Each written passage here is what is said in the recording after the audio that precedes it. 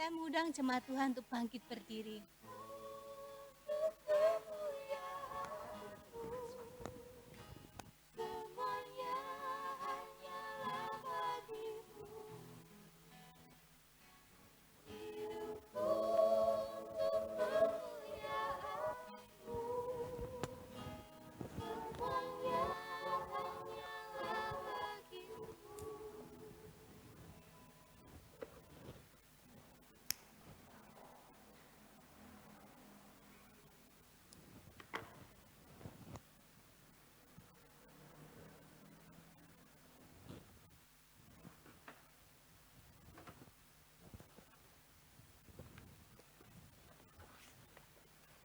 Mari jemaat yang kekasih, kita mulai ibadah kita dengan pengakuan bahwa pertolongan kita adalah di dalam nama Tuhan, Sang Pencipta langit, bumi, dan segala isinya, yang dalam kasih dan kesetiaannya tidak pernah meninggalkan buah perbuatan tangannya.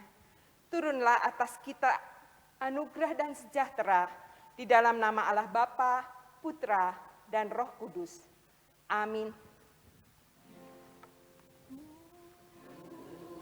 Mulia bagi Bapa, bagi Anak serta Roh Kudus, dari permulaan sekarang dan akan jadi selama-lamanya.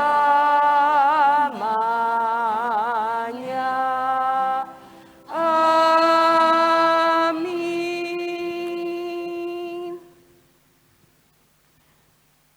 Dan siap sedialah pada segala waktu untuk memberi pertanggungan jawab kepada tiap-tiap orang yang meminta pertanggungan jawab dari kamu tentang pengharapan yang ada padamu. Amin. Amin.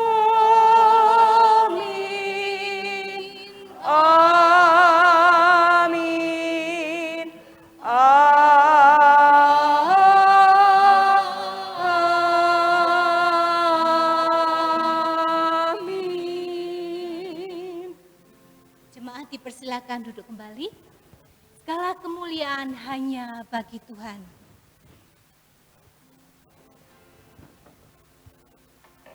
Glory, glory, hallelujah. Glory, glory, hallelujah. Glory, hallelujah. Glory, glory, hallelujah. Hallelujah, puji. Mari kita bersukacita. Glory, glory, glory, hallelujah. Glory, glory, hallelujah. Glory, glory, hallelujah. Hallelujah, puji, glory bagimu Tuhan. Glory, glory, hallelujah. Glory, glory, hallelujah. Glory, glory, hallelujah. Hallelujah, puji, hallelujah. Hallelujah, puji, sekali lagi. Hallelujah, puji. Amin. Mari kita mau siapkan hati kita. Lebih dekat padamu, itu kerinduan kami Tuhan. Itu kerinduanku, jalan selalu sertamu. Jalan selalu sertamu. Kehendakmu Tuhan, jadilah lebih dekat padamu.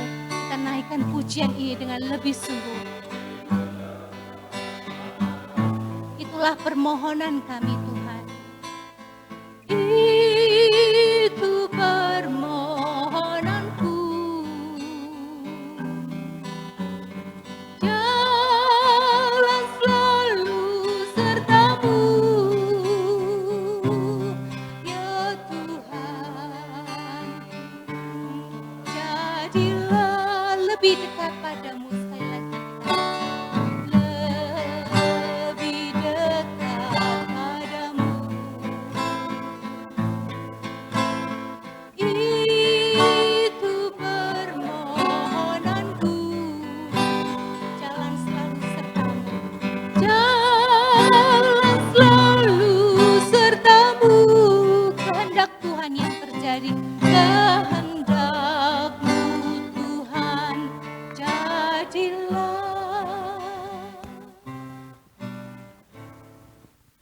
Mari kita berdoa.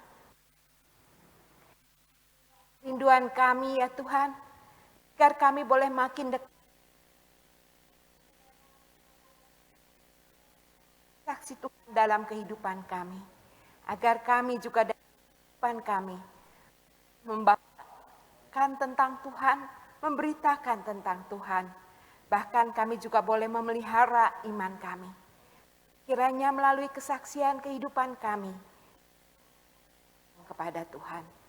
Ya Tuhan, kami boleh peka akan firman-Mu. Kami boleh dengar-dengaran akan firman-Mu dan melakukannya dalam kehidupan kami sehari. Jauh kami dari segala gangguan si jahat.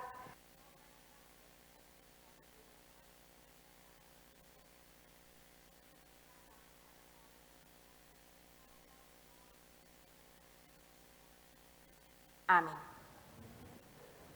Siap mempertanggungjawabkan iman. Itulah yang menjadi tema kita hari ini. Untuk itu, mari kita bersama-sama membuka dari kitab 1 Petrus pasal 3 ayat 13 sampai 17. Kitab 1 Petrus pasal 3 ayat 13 sampai 17.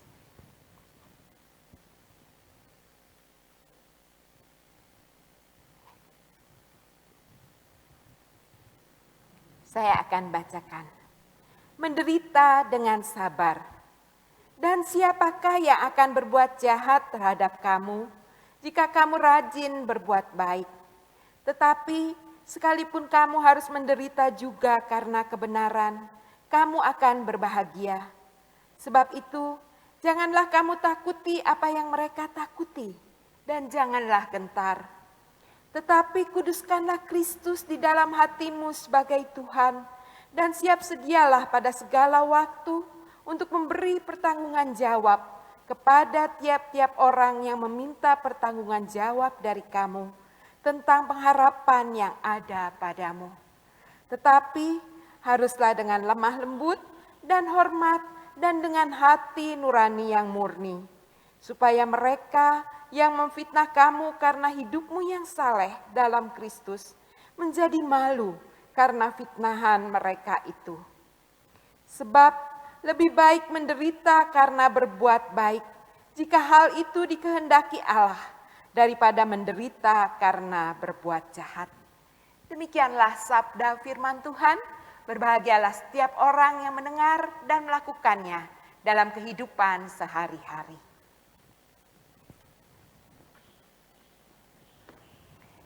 Bapak Ibu serta saudara-saudara yang kasih, ada seorang ibu yang menerima kunjungan dari sahabatnya.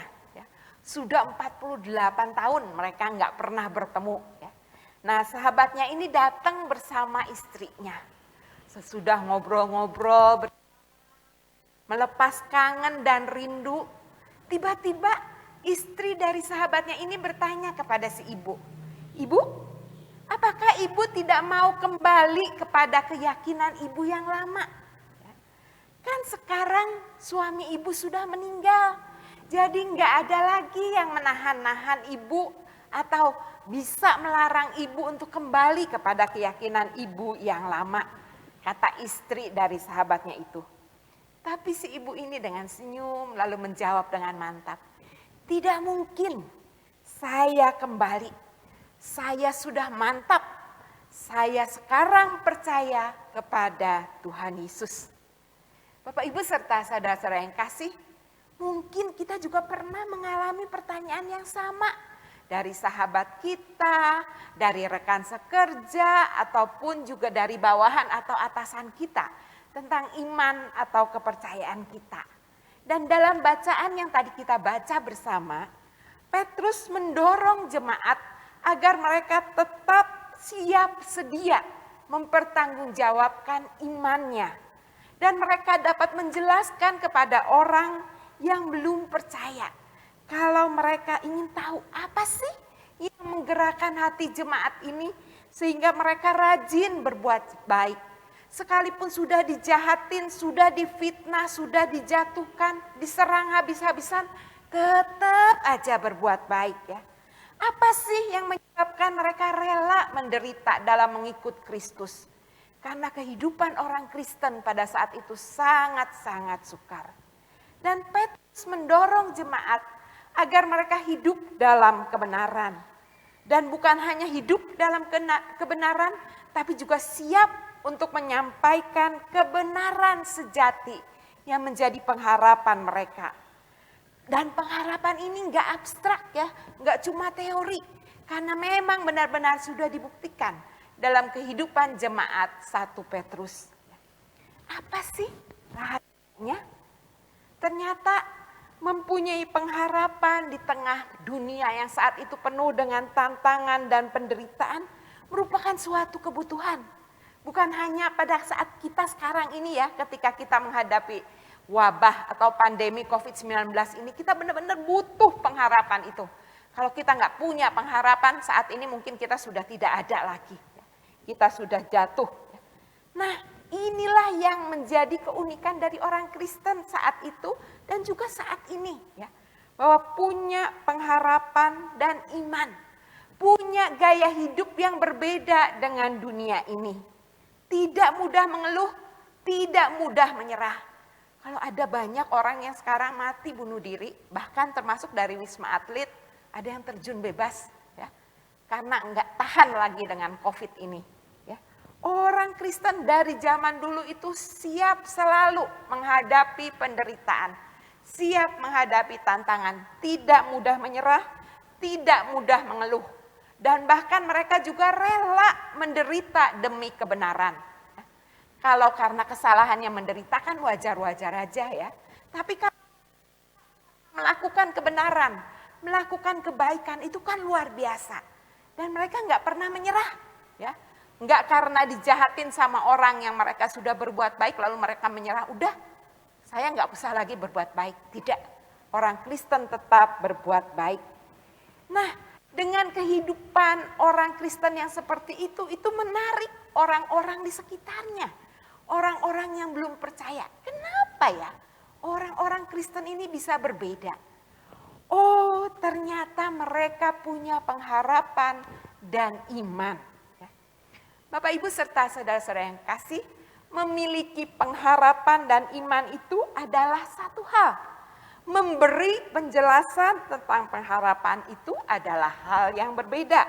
Dan kita dituntut bukan saja untuk menunjukkan kehidupan yang berpengharapan, menghidupi pengharapan itu, tapi kita juga bisa mempertanggungjawabkannya.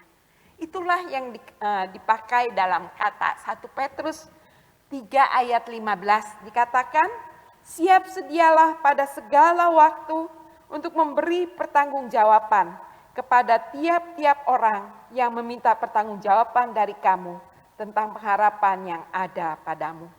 Kata memberi pertanggungjawaban itu dalam bahasa aslinya itu adalah apologia. Nah, kata apologia ini bisa berarti membela, menjawab, atau mempertahankan. Nah, dari kata apologia ini muncul kata apologetika. Ya. Artinya menjelaskan, mempertahankan, dan mempertanggungjawabkan iman Kristen. Dan Petrus memerintahkan jemaat untuk selalu siap. Ya. Dalam bahasa aslinya dikatakan hetoimoi dei. Ya. Memberi pembelaan, selalu siap kapanpun juga. Dan kesiapan ini bukan hanya dalam konteks waktu, tapi juga dengan siapapun dan dimanapun.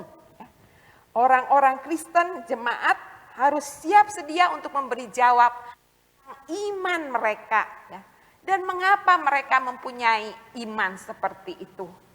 Dan pembelaan ini bukan hanya rasional, bukan hanya bisa masuk akal, tapi juga harus disertai dengan tindakan kesalehan.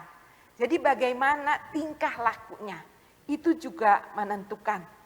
Petrus menasehati agar setiap orang Kristen menunjukkan sikap lemah lembut, hormat, serta hati nurani yang baik. Bapak, Ibu, serta saudara-saudara yang kasih, ingat satu hal yang penting. Iman Kristen adalah iman yang bisa dipertanggungjawabkan. Bukan iman yang membabi buta. Itu sebabnya dalam kehidupan kita juga harus bisa mempertanggungjawabkan iman kita. Nah, dalam hal ini, dalam kita mempertanggungjawabkan iman kita atau berapologetika, kita harus cerdas dan juga berhikmat. Kita harus siap sedia mempertanggungjawabkan iman kita dimanapun, kapanpun, dan dengan siapapun. Tugas berapologetika adalah tugas semua orang percaya, tugas kita semua. Ya. Dari yang kecil, ya, dari Reina sampai yang paling sepuh di ruangan ini.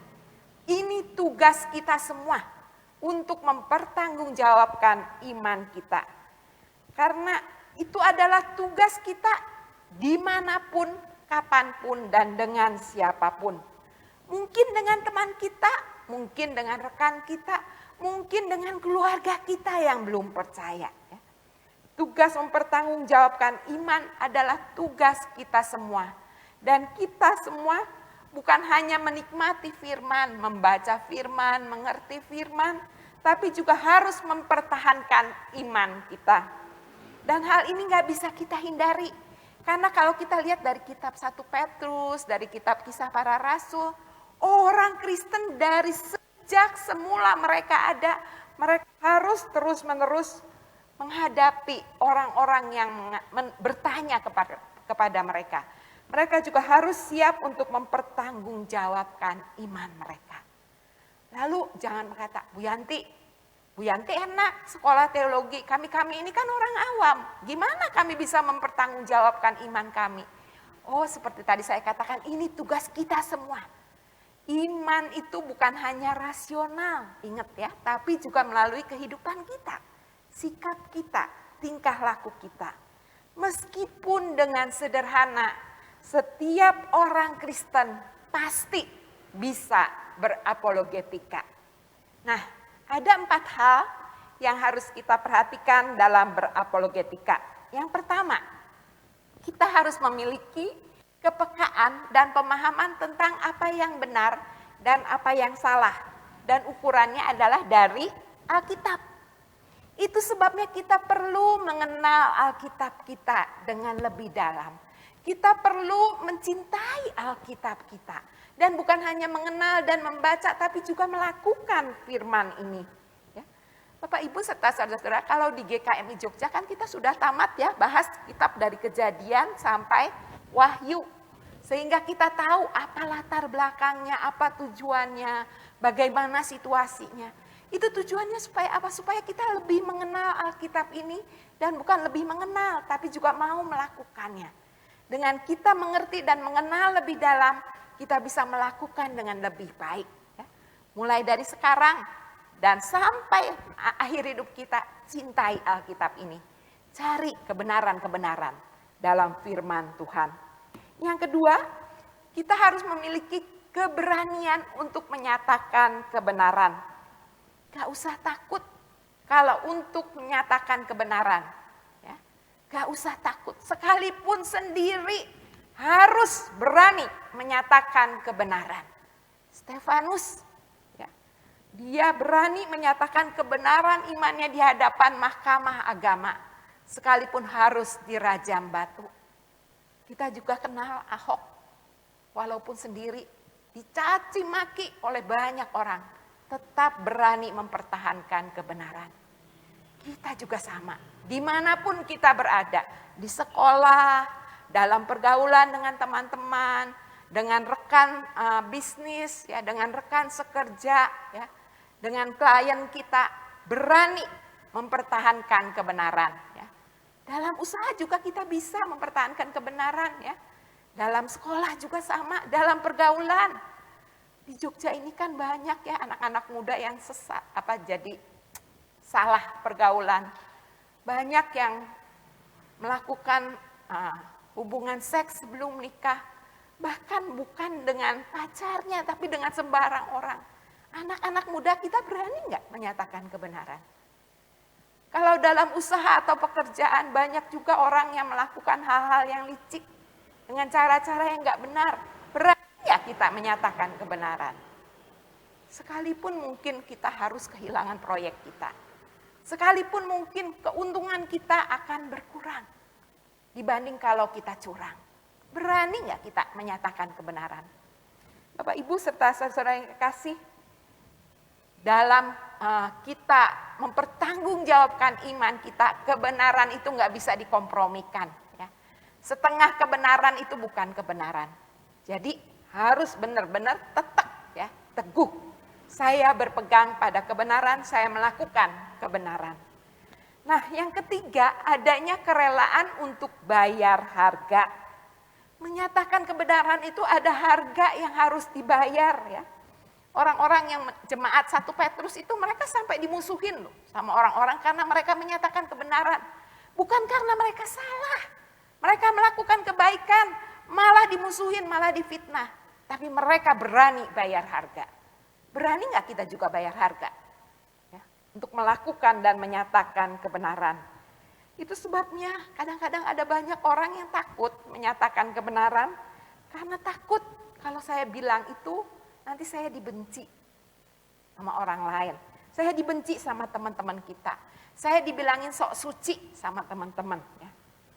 Tapi dalam firman Tuhan tadi kita baca bahwa nggak usah takut, dikatakan dalam ayat 17, berbahagialah kamu. Ya.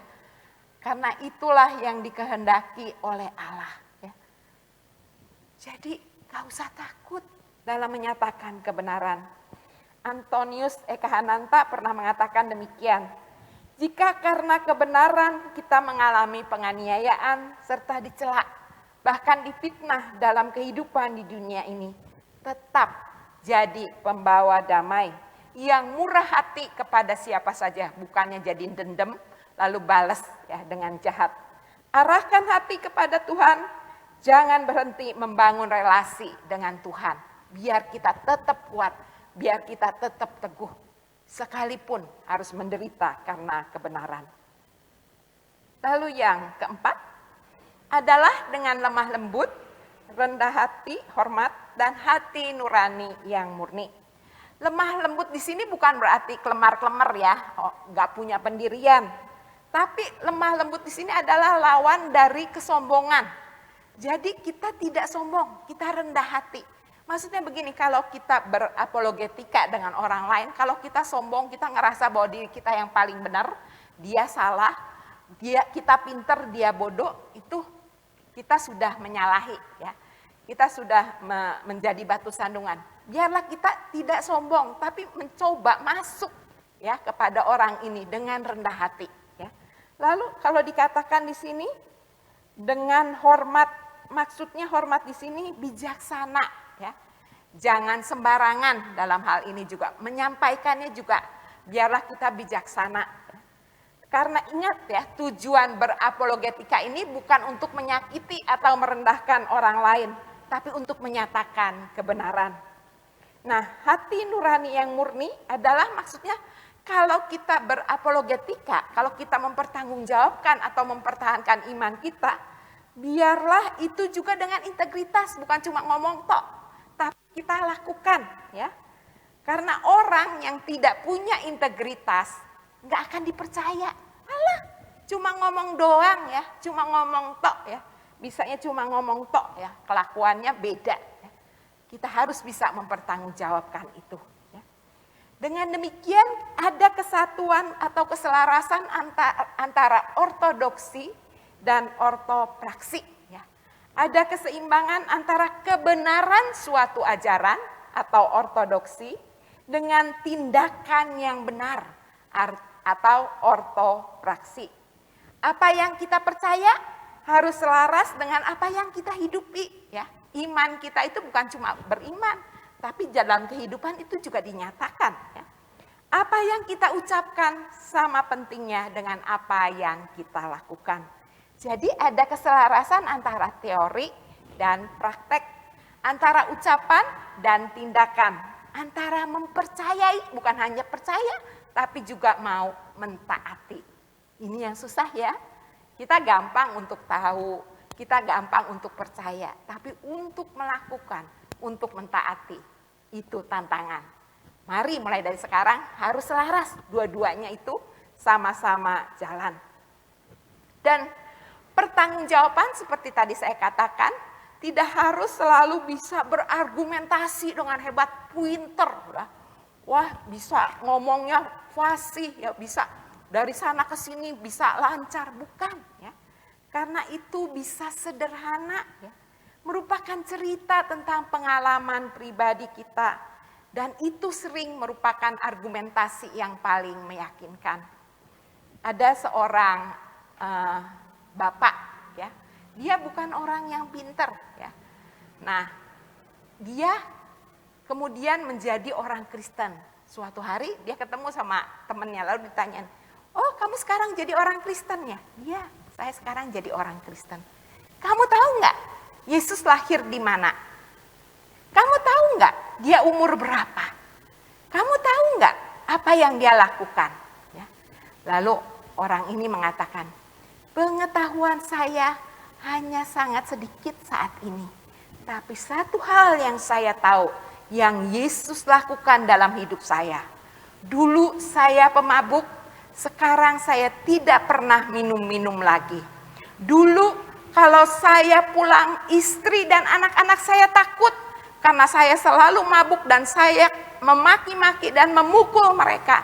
Sekarang kalau saya pulang, istri dan anak saya menyambut saya. Dulu saya orang yang sangat jahat, saya sangat kasar dan tidak bertanggung jawab. Sekarang saya berubah menjadi orang yang baik. saya bertanggung jawab, saya bekerja dengan baik dan benar. Itu yang saya tahu tentang Yesus. Temennya langsung lakep ya, nggak bisa ngomong lagi. Dia memang baru orang Kristen, baru nggak tahu banyak. Tapi satu hal yang dia tahu bahwa Tuhan Yesus merubah hidupnya. Nah itulah argumentasi yang paling meyakinkan. Jadi nggak usah khawatir, jangan pikir saya kan nggak sekolah teologi ya, gimana saya bisa berapologetika ya, gimana saya bisa pintar. Buktikan, lakukan dalam kehidupan kita. Ingat ya, antara teori dan praktek, antara ucapan dan tindakan, antara iman dan mau melakukan, itu selalu berjalan selaras. Bapak Ibu serta saudara-saudara yang kasih, biarlah hidup kita boleh menjadi kesaksian yang hidup buat orang-orang di sekitar kita. Orang tertarik kepada Kristus karena melihat perilaku kita. Orang mengenal Kristus dengan mendengar penjelasan kita. Nah, dalam hal kita berapologetika atau mempertanggungjawabkan iman kita, ada satu hal yang sangat penting, adalah kita harus menggunakan bahasa dan gambaran yang mudah dipahami oleh orang itu. Ya. Jadi kita, Alistair McGrath pernah mengatakan demikian, kita perlu belajar menjabarkan dan menjelaskan dalamnya keindahan Injil Kristen kepada budaya kita, menggunakan bahasa dan gambaran yang mudah dipahami. Jadi kalau saya ngomong sama Reina, saya akan menggunakan bahasa anak-anak yang Reina pahami. Saya nggak akan pakai bahasa teologi yang tinggi-tinggi. Saya bicara dengan Bu Yanti Surya, saya bisa masuk dari hal masak-memasak. Ya. Bagaimana tentang garam dunia. Jadi masuk melalui bidangnya, melalui dunia orang itu. Gunakan bahasa, gunakan gambaran yang mudah dipahami oleh orang itu. Ya. Pak Rudi mungkin kalau sesama-sama insinyur, ya neranginnya pakai bahasa itu ya, tentang rumah yang kokoh dan rumah yang dibangun di atas batu karang dan rumah yang dibangun di atas pasir. Jadi masuk, gunakan bahasa dan gambaran yang sesuai dengan orang yang kita hadapi. Ya. Nah, Bapak Ibu serta saudara-saudara yang kasih, kalau sewaktu-waktu ada teman kita, ada rekan sekerja kita, keluarga kita, atau tetangga kita yang tiba-tiba bertanya tentang iman dan pengharapan kita, atau mungkin ada juga yang bujukin kita ya, supaya kita berpaling dari Kristus, meninggalkan Tuhan Yesus. Biarlah kita boleh seperti ibu yang tadi saya ceritakan di awal khotbah tadi, dengan mantap ya, kita bisa menjawab, saya memilih Kristus, saya mengikut Kristus, ya. Dan kita bisa menjawab tanpa ragu. Oleh sebab itu, mulai dari sekarang dan terus sepanjang hidup kita, biarlah kita boleh berakar, bertumbuh dan berbuah di dalam Kristus. Setiap hari kita perlu memantapkan diri dan mengokohkan iman kita kepada Kristus.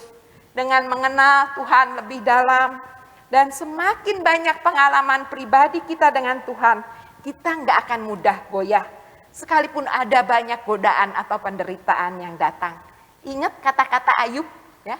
Ayub ketika dia dicobai oleh iblis ya dengan berbagai macam hal, bahkan anak-anak keluarganya pun diambil, kekayaan, kesehatan semua diambil dari dia. Di akhirnya Ayub mengatakan apa? Dahulu aku tahu dari kata orang tentang Allah, tapi sekarang aku mengalami. Ya. Kalau kita sungguh-sungguh mengalami, kita nggak akan mudah digoyahkan.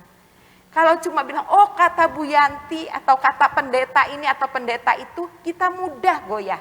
Tapi kalau kita sungguh-sungguh mengalami, mengimani apa yang Tuhan beri, kita tidak mudah goyah. Seperti Ayub. Ya. Dulu kata orang, tapi sekarang aku sungguh-sungguh mengalami. Dulu saya tahu bahwa Tuhan menolong. Tapi sekarang ketika papa sudah meninggal, saya mengalami bahwa Tuhan tetap menolong. Tetap memelihara. Ya.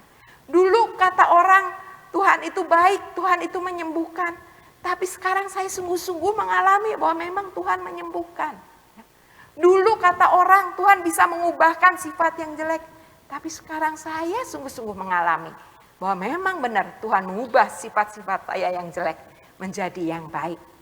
Oleh sebab itu, mari ya mulai dari sekarang alami Kristus. Perdalam dan cintai kitabnya dan lakukan ya, bukan hanya tahu tapi juga mau melakukan. Bukan hanya mengenal firman tapi juga mempertahankan iman.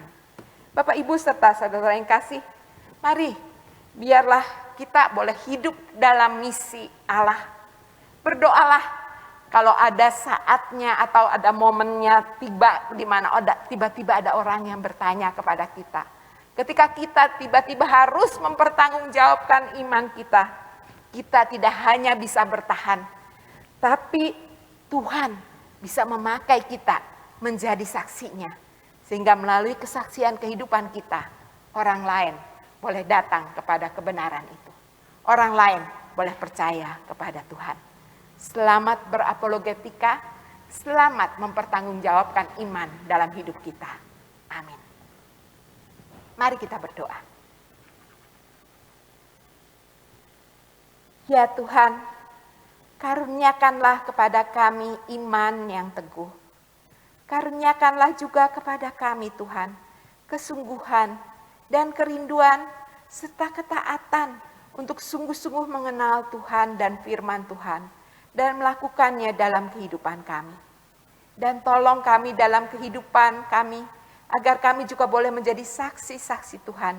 Sehingga orang-orang boleh bertanya-tanya ketika mereka melihat kebaikan-kebaikan yang kami lakukan. Dan mereka juga boleh datang dan percaya kepada Tuhan.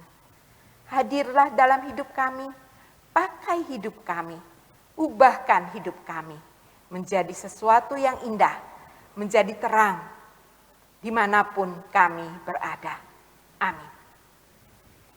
Kita akan bersama-sama mendengarkan dan menyaksikan penegasan warta jemaat. Saya persilahkan.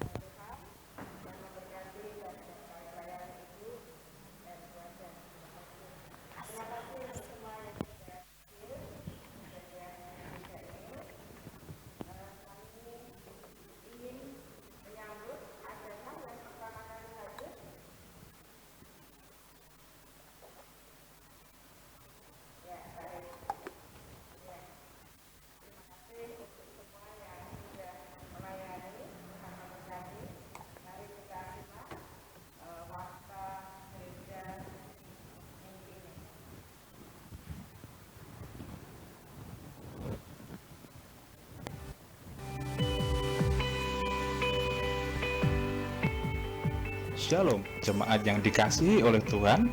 Terima kasih telah hadir dalam ibadah minggu ini. Mari kita simak warta jemaat minggu ini. Persekutuan keluarga pada hari Selasa 24 November 2020 pukul 18.30 di gereja. Yang bertugas sebagai MC adalah Ibu Sri Widaryati dan akan dipimpin oleh Ibu Pendeta Janti Dereja.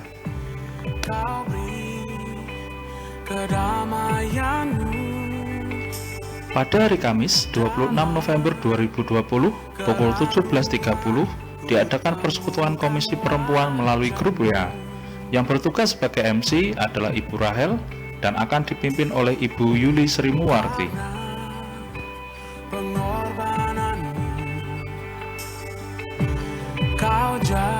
Pada hari ini, tanggal 22 November 2020 pukul 10 pagi di GKMI Yogyakarta akan diadakan pembekalan bagi majelis, para pengurus komisi-komisi, penatua dan diaken yang terpilih, serta pengurus cabang Pundong.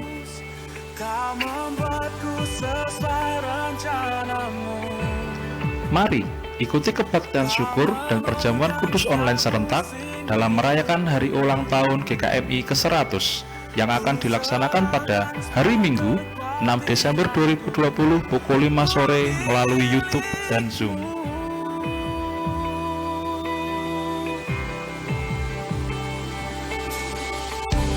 Karena pengorbananmu,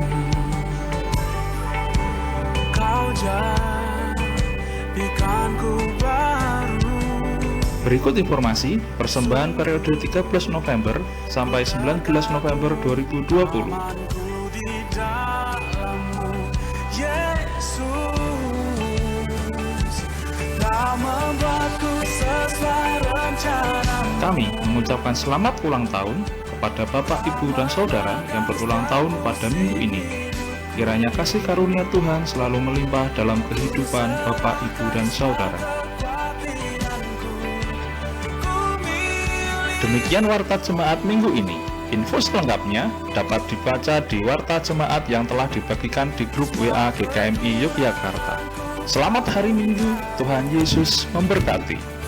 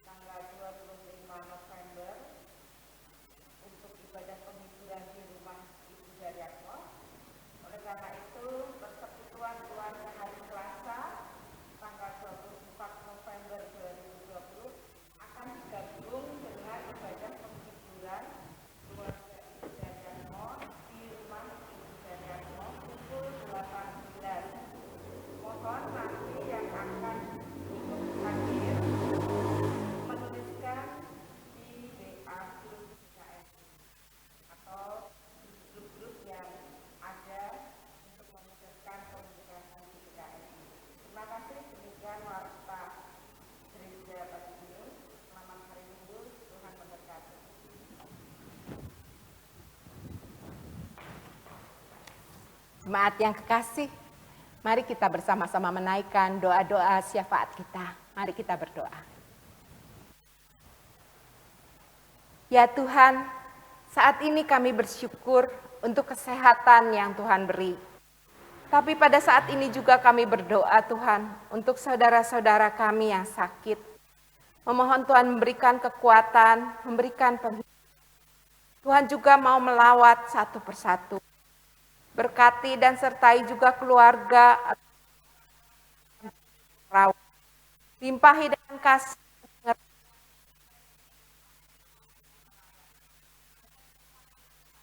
boleh dalam. Kami juga bersyukur, kami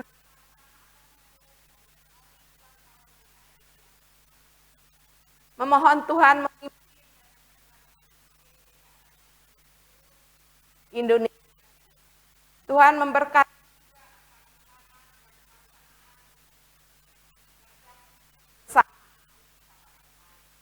dan biarlah kami juga boleh bersyukur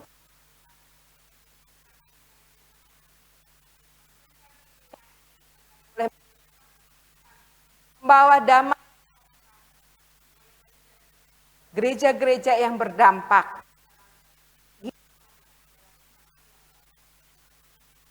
Kami juga bersama memohon Tuhan juga terus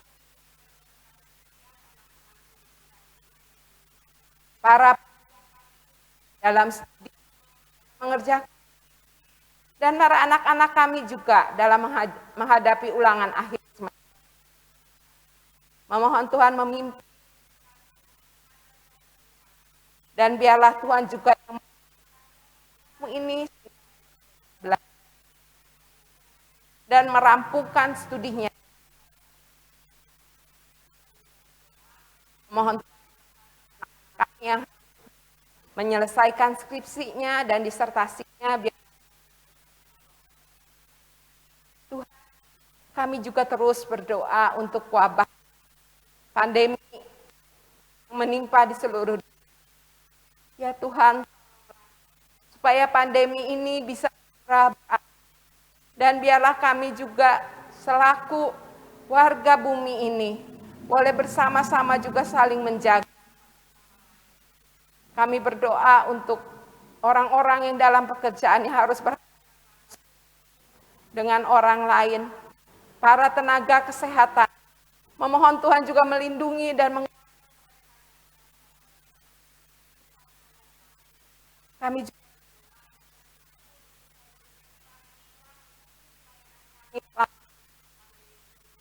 biarlah Tuhan juga terus memberkati dan menyertai.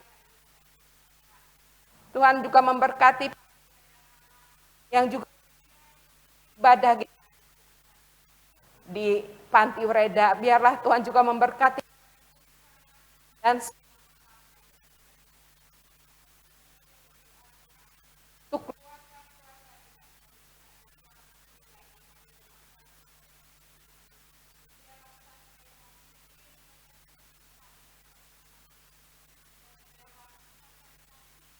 saling mendukung,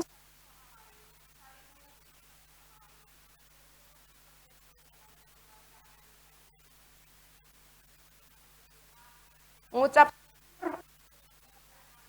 untuk sekolah, untuk usaha, kehidupan, untuk keluarga. Biarlah kami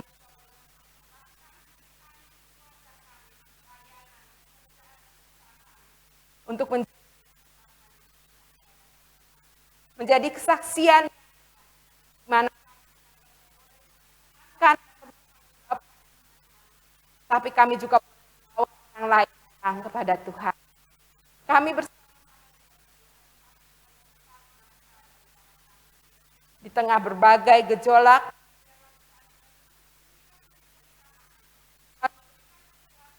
dan Tuhan tolong dalam segala tindakan yang harus. Tuhan berkati orang-orang di pemerintahan kami yang baik, berkati Pak Presiden dan para menteri, dan semua orang yang terlibat dalam pemerintahan. Berikan hati yang tulus untuk mendatangkan keadilan dan kebaikan. Jauhkan dari orang-orang yang membuat kebenaran. Biarlah Tuhan juga yang mau menyadarkan mereka. Dan tapi boleh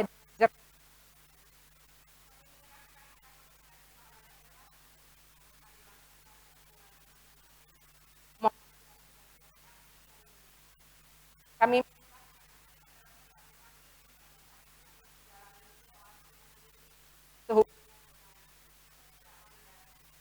keadaan mereka, biarlah Tuhan. Terima kasih. Kami bersyukur. Biarlah Tuhan yang dan biar terus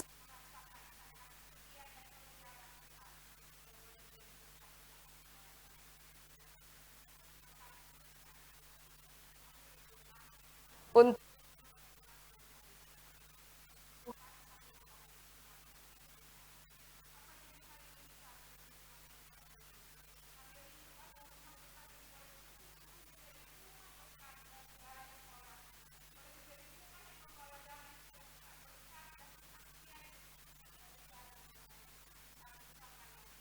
Tuhan tunjukkanlah jalan. Tuhan, terima kasih.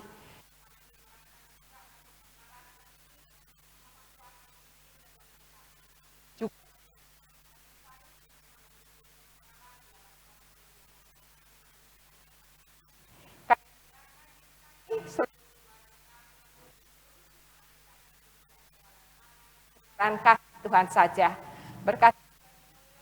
Berkati juga panitia. Terima kasih Tuhan. Nama Tuhan Yesus kami naikkan doa di surga. Dan jadi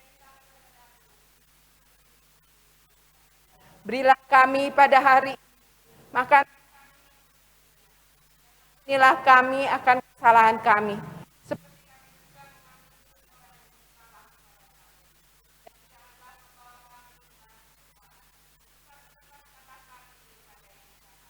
Karena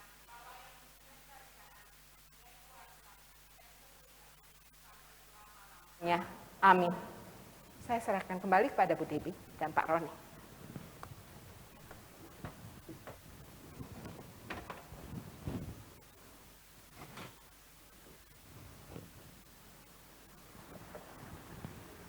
Ya, diberkatilah kita yang mau menjadi pelaku-pelaku firman Tuhan, bukan hanya menjadi pendengar saja.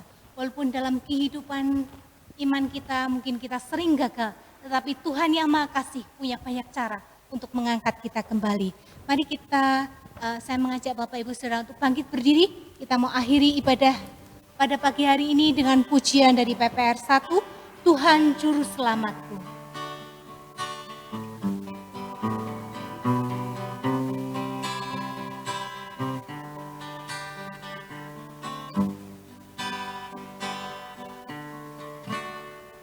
Tuhan suka pimpin aku sampai ujung jalanku, serta Tuhan aku selamat, cintamu memberi senang. Pimpin Tuhan, pimpin aku, Tuhan hendak pimpinlah. Dalam susah, dalam suka, Tuhan jadi selamatku. Bait yang kedua, Tuhan jadi bentengku. Tuhan jadi benteng kami, aku harap padamu. Kalau hidup pun tergoyang, Tuhan berikan baik senang. Tuhan pimpin aku, Tuhan hendak pimpinlah. Dalam susah, dalam suka, Tuhan jadi selamatku. Jemaat yang kekasih, arahkanlah hatimu pada Tuhan. Jadilah saksi-saksi Tuhan.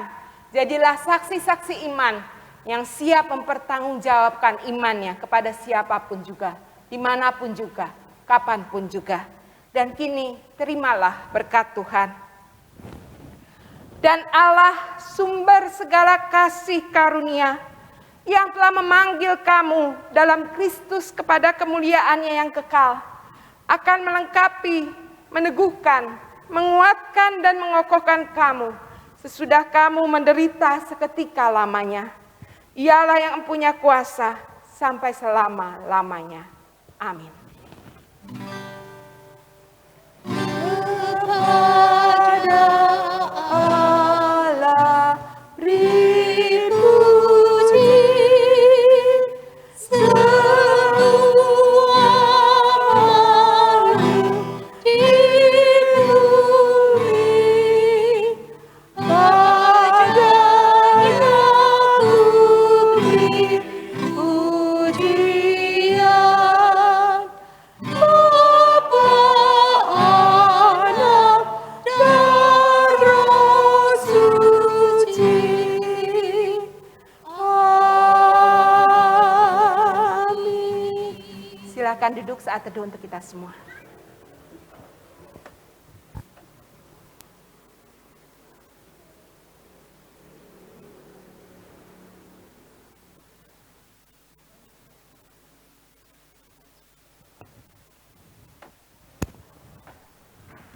Bapak Ibu, selamat hari Minggu. Tuhan memberkati, saling memberkati satu sama lain dan lambaikan tangan. Tuhan memberkati kita semua.